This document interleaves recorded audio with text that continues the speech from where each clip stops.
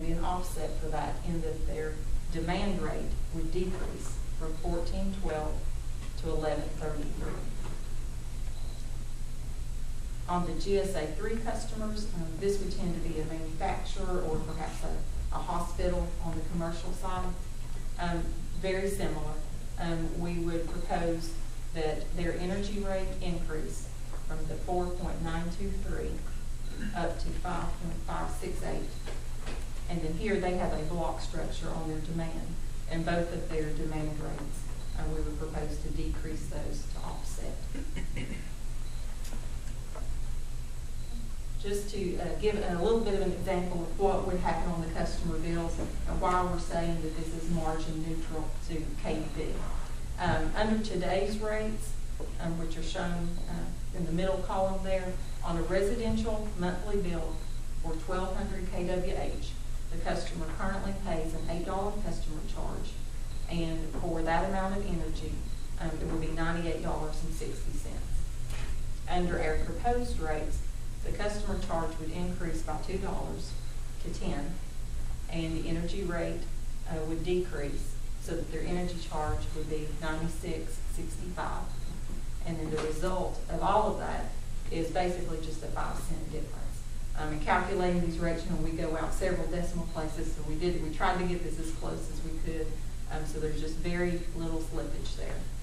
And looking at a small commercial example, under this we use 1,700 kWh for a monthly bill, and you can see a similar effect there, that the customer charge would increase by $2, the energy charge would decrease by $2.06, so keeping that bill very similar. The last item that I need to discuss with you relates back to the purchase power adjustment, the PPA. It is important to us that we appropriately recover our wholesale power costs, and we do propose making changes to the PPA. And as I mentioned, under end-use rates, our retail rates could be a mirror image of our wholesale rates. So it worked very well. There was a direct correlation there.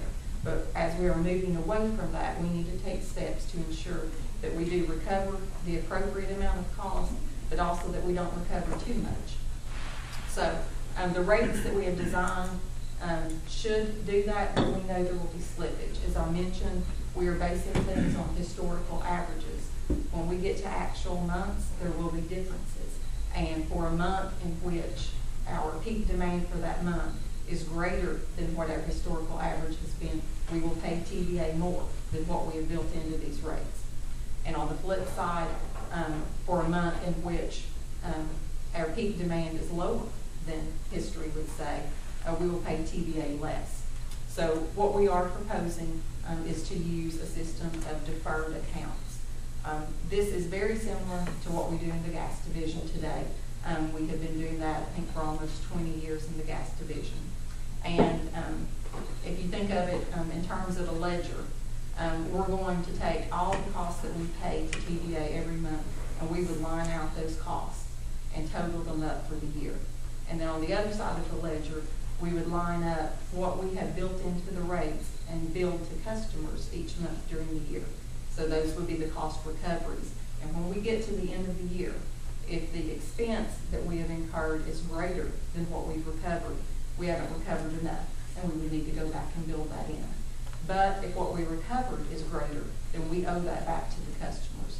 And we want to make sure, again, that what we're recovering is exactly what it needs to be. So the deferred accounts are a great tool for us to do that. And just as we do in the gas division today, we would also propose having an individual audit of those accounts. And that's an assurance to us and to you and to our customers that we are doing things properly. So in conclusion, the TVA wholesale rate change is going to move us from paying TVA based on end-use rates to paying them based on a demand energy structure. And in order to properly recover those costs, KUB does need to make adjustments to our retail rate schedules.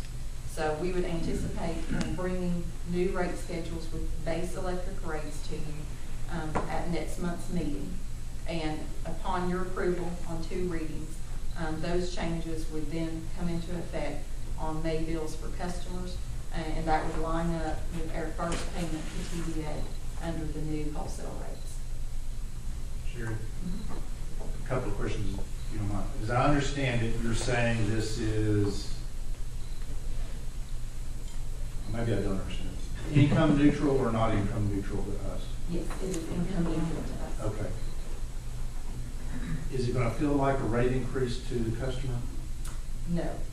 Is the customer going to even have any idea that this is going on? Some might, because again, I think when you look at a rate schedule and you see the seasons, that can jump out and say, this is new. But I think for the most part, I don't expect a lot of reaction. They're already used to seeing their rates change monthly because of the TVA, FCA that's been in place for a while. So Okay, that's what so when you showed us that slide that said, albeit only a nickel increase, that sounds like an increase. But you're saying that at the end of the year, we're gonna settle up with a customer? Yeah, that part I don't understand. I mean, whether you haven't built enough, you're gonna say, ta-da, you owe us X, or. Well, We do that now in the gas division. it's just flowed back Yeah. into your rates. To the new We have rates our for the whole company. rate setting mechanism. Okay. And at the end of the year, it'll say this many dollars you need to, you under recovered or over recovered. So that's spread over all the customer volumes, and it's built into the rate. So a little portion of the rate that you would be charged would either go down because we over recovered or go up because we under recovered. It's So not at an the end of the individual year, customer. it's just spread out over all the customers, and That's it's not bill per No. bill per customer. And a lot of that has to do with that monthly peak, because like I said, when we have a super hot August and it tops our average, we'll pay TVA more. But in our rate, we will have built that based on the average. Because we have to make an assumption, we have to take that cost and spread it across everyone. And when we get to that month and set that new peak, we have to pay that immediately. And I know Bruce has another question, I think. And Sherry said it, but I want to make sure we all understand it. This is very complex, and it's why we're going to have an independent audit each year to make sure that what we design it to do and what we tell you it's doing, it in fact has performed that way. Okay.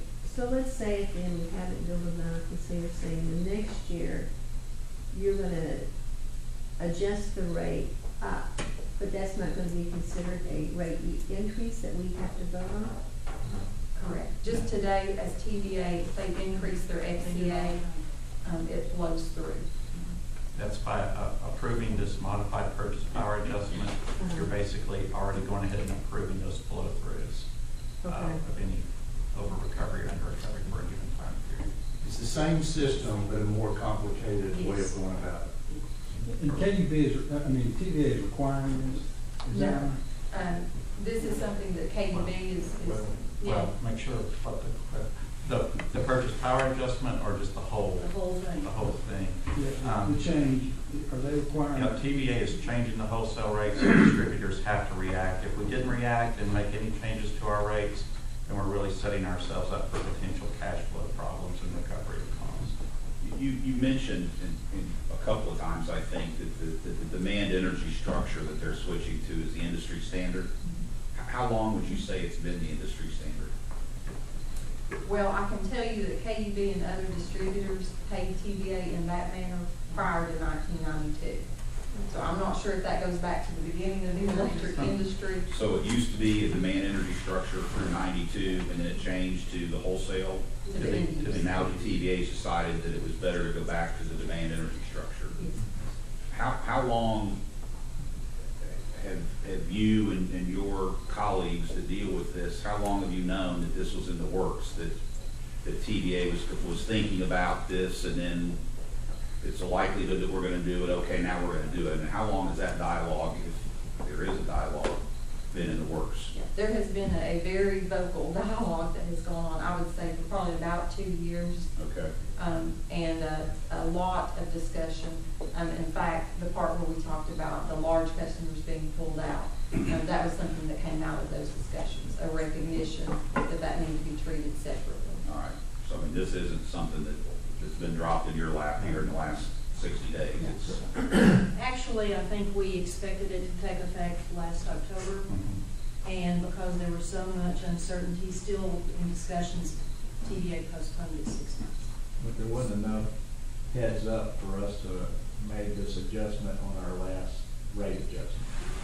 To be honest with you, we like that. at this moment, we expect TVA to put this in effect in April, Yeah. but it's always subject to change, so we don't know until it happens for absolutely sure it's going to happen. So when this roll out, it'll roll out under TVA name or KUB name, when the public gets it? It's a TVA program, and it's the way we are billed, so I don't know how it'll be, I don't know that it'll even be branded, will it? I mean, it's gonna be invisible, so to speak, from So a it- program okay, perspective. okay. Well, can I ask a question, just to follow up on that? Okay, invisible means that we don't have to say anything to customers at all about this. Well, we will. Okay. I mean- So we will, so, and I'm not the brightest customer that you got, but this is pretty hard to understand. How are you gonna explain this to the customers? I'm going to look to Dawn. I do think that, we will put out communications and do our best to explain, as simply as we can, that we are paying TVA under a new method. In total, it is not expected to affect customers' bills, but by season, it will. The summer rate is higher, so that will happen to them. As Ms. Roach pointed out, though, with the FCA changing every month, their rate changes every month right now. So I think when we talk about it being invisible, this could almost happen and not be seen as anything more than the next FCA adjustment up or down. It would tend to make sense to me, however, that there would be no reason to change it unless TVA thought sometime down the road there's going to be an increase in revenue. It just doesn't make any sense. Or a to go decrease in the- expense. Well, one or the other, it'll affect their bottom line. So and probably if they can decrease expense, that would be one thing. That's but- the design. Yeah. The other question I had, it seemed to me on one of your slides, you showed that we're going to decrease the demand charge. Is that something that again, is that passed through from, or is that just us? That will not be just us. That is somewhat at our option. As I mentioned, though, we do believe that pretty much all distributors across the valley will be reducing their demand rates and increasing their energy charge. Well, if you could explain, because it seems to me that if we reduce the demand charge, that we are effectively not asking our ratepayers to be mindful of their usage. Because in the demand, that's the high end what you could have to pay. Is that right? Well, the demand is based on the peak that you take for that month. So Whereas, by reducing that, aren't we saying, well, I mean, it would seem to me that it would be better to increase that so that they would strive not to hit it as opposed to decreasing it and making it an easier target to hit. I don't know, I'm confused by it. it might, I can see that point, but when we look at the bucket of cost and we separate them into demand and we separate them into energy, and based on what TVA is going to charge us, this seems to be the most appropriate way to recover that cost. It is, as you know, we have rate-making authority separate from TVA, but for the other distributors, this is what TVA is recommending that they do. And that's why I feel very confident in saying most, if not all, distributors are going to do this.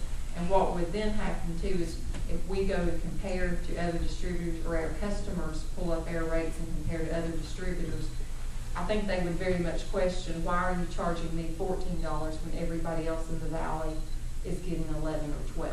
I think that would be hard for customers to understand why we would be different. Many of these customers, and especially in those ranges, have stores, plants, what have you, in various locations. And Sherry's right, if they looked and saw a $14 demand rate versus a $10 demand rate as such, and they'd say, what is the distinction there, and why is that? So that was one of the compelling reasons that we had. We wanted to keep our, especially those demand rates, consistent with other distributors across the valley that you might have multiple sites for a particular customer. So you guys were able to do a lot of industry looking at